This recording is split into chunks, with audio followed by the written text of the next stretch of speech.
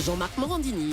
La présidente du Front National, Marine Le Pen, a réaffirmé vendredi sur Europe 1 sa position en faveur du rétablissement de la peine de mort, estimant qu'un système pénal ne pouvait pas tenir sans la peine capitale, la peine de mort en France qui a été abolie en 1981. On va en parler avec notre invité Jean-Étienne de Linares. Bonjour. Bonjour. Merci d'être avec nous. Vous êtes délégué général de l'Action des chrétiens pour l'abolition de la torture, l'abolition de la peine de mort et la protection des victimes. D'abord, je voudrais savoir si ce débat sur la peine de mort en France a un sens. Est-ce que c'est juridiquement possible aujourd'hui de rétablir la peine de mort en France ?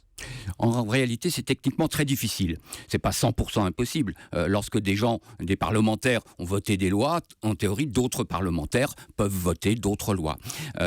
Cela dit, c'est vraiment compliqué. D'abord, c'est une loi, vous l'avez dit. C'est aussi inscrit dans la Constitution. Donc la Constitution, ça ne se modifie pas comme ça. Il faut soit un référendum. D'ailleurs, c'est ce que veut Marine Le Pen, c'est ce qu'elle dit. Mais enfin, c'est pas facile quand même d'avoir une majorité. Et puis surtout, la France s'est engagée vis-à-vis de l'Europe, notamment. Il y a des textes européens et internationaux que nous avons signés, ratifiés, et si nous renoncions à respecter ces textes, en pratique, ça arriverait à une coupure vis-à-vis de l'Europe. Je rappelle... Ça veut dire clairement qu'aujourd'hui, si les députés votent le rétablissement de la peine de mort avec toutes les complications, parce que ça change la Constitution, etc., cela, en plus, nous couperait totalement de l'Europe. Oui, ce qui est d'ailleurs dans la logique de ce que veut Marine Le Pen. Mais oui, il se passerait. Il faut savoir maintenant que pour être un nouveau membre de l'Europe, pour être accepté comme un nouvel État faisant partie de l'Europe, il faut avoir renoncé à la peine de mort. Alors je ne sais pas si on serait exclu, en tout cas ça nous poserait de très graves problèmes diplomatiques. Mais ce débat sur la peine de mort qui est relancé par Marine Le Pen, au fond c'est une surprise que la présidente du Front National rouvre ce dossier. C'est pas une surprise que la présidente du Front National le rouvre. Ce qui est plus une surprise, c'est l'état de l'opinion publique. Par rapport à la présidente du Front National, non. En réalité, elle s'inscrit là dans la droite ligne de ce que son père a toujours défendu. Le fait que le Front National soit favorable à la peine de mort, c'est pas une nouveauté, ça a toujours été le cas. Et là, ça s'inscrit comme une sorte de rappel à ses électeurs.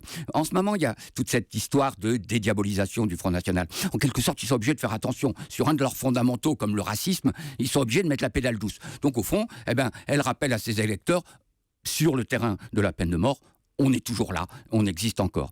Ce qui m'inquiète plus, moi, c'est le fait que la situation a évolué. C'est-à-dire qu'au lendemain de l'abolition de la peine de mort, on avait vu qu'en France, on avait vu que l'opinion publique, de ce qu'on peut en savoir des sondages, avait plutôt accepter le fait que ça n'existe plus. Or, on assiste actuellement à un retour, il y a un sondage récent qui fait état de 50% de gens qui sont favorables au retour de la peine de mort en France. Et ça, c'est beaucoup plus inquiétant que les traditionnelles positions de Marine Le Pen. Est-ce qu'on peut associer finalement ce durcissement de la population française aux accusations de laxisme qui sont données à Christiane Taubira? C'est-à-dire, est-ce que d'un côté, le fait de se dire notre système judiciaire est de plus en plus laxiste, on a une montée dans la population de gens qui disent mais non, au contraire, il faut être encore plus dur. Est-ce que vous pensez que les deux sont liés? Bien sûr, c'est tout à fait lié.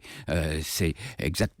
L'accusation par la droite, évidemment l'extrême droite, de laxisme de la justice française, c'est une vieille lune qui ressurgit périodiquement. Donc les choses sont effectivement tout à fait liées, bien que ce soit une aberration totale. C'est-à-dire que, outre les problèmes généraux du laxisme dont on pourrait discuter, mais l'impact spécifique de la peine de mort sur la délinquance, ça relève de l'incantation, il n'y a pas d'impact de la peine de mort aujourd'hui sur la délinquance. Il n'y en a pas aujourd'hui et il n'y en a jamais eu. Il n'y a jamais une seule... Alors, pour être plus clair dans ce qu'on dit, c'est-à-dire que vous êtes en train de nous dire que jamais dans un pays où auparavant en France, quand la peine de mort existait, le fait que la peine de mort existe n'a fait ralentir la violence et n'a fait ralentir la délinquance. Absolument. En tout cas, les crimes les plus graves, qui sont ceux qui étaient soumis à la peine de mort, donc pour l'essentiel les assassinats, il y a, bon an mal an, en France, un petit millier d'assassinats. Ça, c'est le cas depuis des lustres. Avec ou sans la peine de mort? Avec ou sans la peine de mort. Ces chiffres-là est absolument incontestable. On met aussi en avant, par exemple, la peur qui est liée au terrorisme.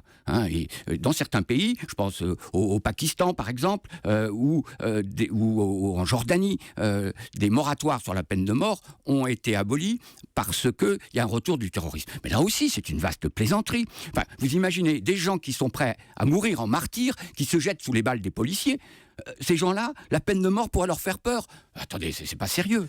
Un mot encore de ce que dit précisément Marine Le Pen. Elle dit que selon elle, un système pénal ne peut pas tenir sans la peine capitale.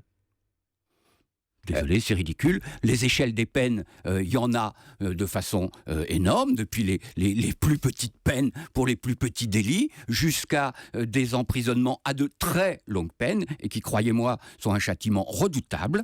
Donc, il y a une échelle des peines considérable en France. Je ne vois pas l'ombre d'une raison pour laquelle le fait de rajouter en plus un échelon supplémentaire réglerait quoi que ce soit. Aujourd'hui, quelle est la tendance dans le monde ? Est-ce que la tendance est plutôt à l'abolition des peines de mort dans les pays ? Heureusement, le sens de l'histoire va... Le sens de l'histoire est celui-là. Il n'y a pas de retour en arrière depuis une montée en puissance du terrorisme, depuis l'apparition de mouvements encore plus violents. Il n'y a pas ce retour en arrière ? Non, je parlerai pas de retour en arrière. Je parlerai de soubresaut d'une bête blessée, si vous voulez. C'est-à-dire que la tendance de fond, c'est le fait que les pays suppriment peu à peu la peine de mort. Il y a actuellement la moitié des pays qui ont aboli la peine de mort. Il y en a les 2/3 qui l'ont aboli dans les faits. On va dans ce sens-là. Les chiffres étaient beaucoup moins bons il y a 30 ou 40 ans. Alors évidemment, notamment vis-à-vis de la montée du terrorisme, vis-à-vis des peurs qu'il y a en tout genre, on a des résistances. On a effectivement des soubresauts. Mais même aux États-Unis, la tendance, elle est à l'abolition. Faut le rappeler, aux États-Unis ou dans certains États, la peine de mort existe encore, parce que les gens ne le savent pas forcément. La peine de mort existe encore aux États-Unis. Attendez, elle existe pas un peu, elle existe dans un peu plus de 30 États sur 50. 32 ou 33, j'ai oublié. Donc c'est énorme. Seulement ils réfléchissent à deux choses aux États-Unis. Ils réfléchissent d'abord au fait qu'il y a une horreur de l'application de la peine de mort. La souffrance abominable qui est infligée aux gens, et puis ils réfléchissent aussi au fait que la peine de mort condamne des innocents, un nombre gigantesque d'innocents. L'erreur judiciaire. Bah oui, quand vous avez tué quelqu'un, vous ne pouvez pas irrécupérable revenir. forcément après la peine de mort. Voilà. Et donc ça les fait réfléchir, notamment aux États-Unis. Voilà le sens de l'histoire. Et puis, je dirais plus fondamentalement que la peine de mort, ça indique dans quel monde on a envie de vivre. Merci beaucoup Jean-Étienne de Linares. Je voulais ouvrir ce débat aujourd'hui sur la peine de mort sans passion mais avec des faits. C'est ce que vous avez fait avec nous. Merci beaucoup. Je rappelle que vous êtes délégué général de l'Action des chrétiens pour l'abolition de la torture, l'abolition de la peine de mort et la protection des victimes. Le matin dans le Grand Direct de l'Actu, on aborde tous les sujets, même ceux qui dérangent. À tout de suite.